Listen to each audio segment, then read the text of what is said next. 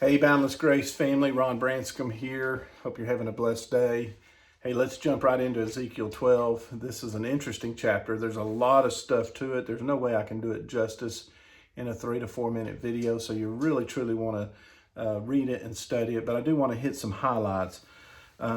Really, this chapter is about a false confidence that the leaders of Israel had. In verses 1 through 16, you get the picture of the leaders cannot escape, that there's going to be somebody who snares them. And we'll talk about that here in a little bit. But with this, Ezekiel is being told by God, I want you to do these things. I want you to do these acts. And it's a sermon and it's a prophetic message. And as he's doing these acts, one of the acts is he's taking his backpack and his sack pack from his house and taking it away from his house and leaving it away. And that's a symbolic picture of the leaders of Israel are going to flee for their lives, okay? They probably didn't understand that when he was doing this, but that's the picture that he was trying to paint to them. The other picture is he starts digging a hole through his wall of his house. Well, the houses back then would have been sun-dried brick, so it wouldn't be too hard to do that. But the symbolic thing of that, and just think, you're here watching Ezekiel, and he's digging a hole through his house. What is he doing? And so as the people watched, they were probably either laughing or just being total, thinking Ezekiel's off his rocker. But the symbolic picture of that is him digging a hole through is the Babylonians that are going to eventually break through the wall there of Jerusalem. So you had the leaders were going to flee. They were going to flee for their lives, and that the Babylonians were going to break through the wall there in Jerusalem. Now, later on in that verse, or later on in the verses in chapter 12, there's a picture of a prince who's going to be taken captive, and he's going to be snared. And it's God, it says in verse 13, I will spread my net for him, and he will be caught in my snare.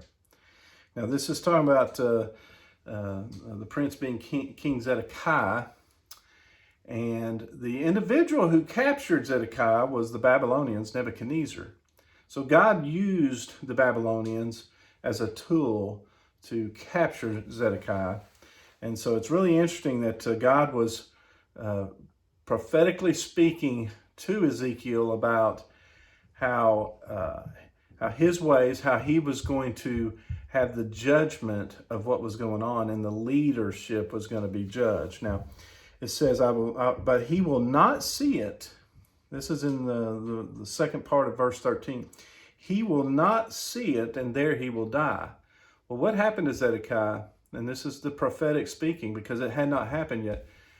When Nebuchadnezzar caught Zedekiah, they gouged his eyes out, so he never saw Babylon. And then he wound up dying. And then there's a couple of lines, a couple of verses here that really kind of scare me. Verse 15, they will know that I am the Lord when I disperse them among the nations.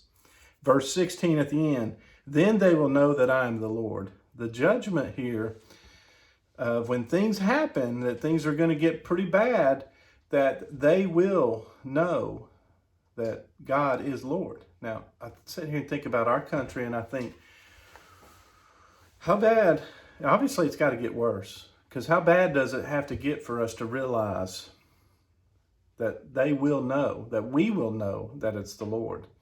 And so as we interact within our society, I think we get a picture that it seems like it's nobody's understanding that.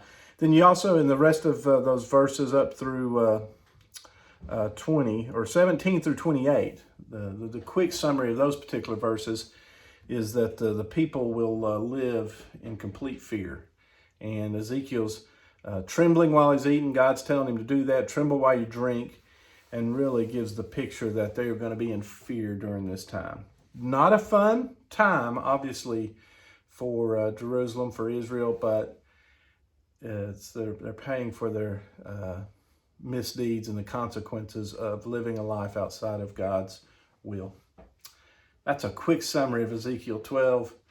Sorry for it being a little bit long. I pray that you'll have a great day. God bless, and we will see you Sunday, Lord willing. Take care.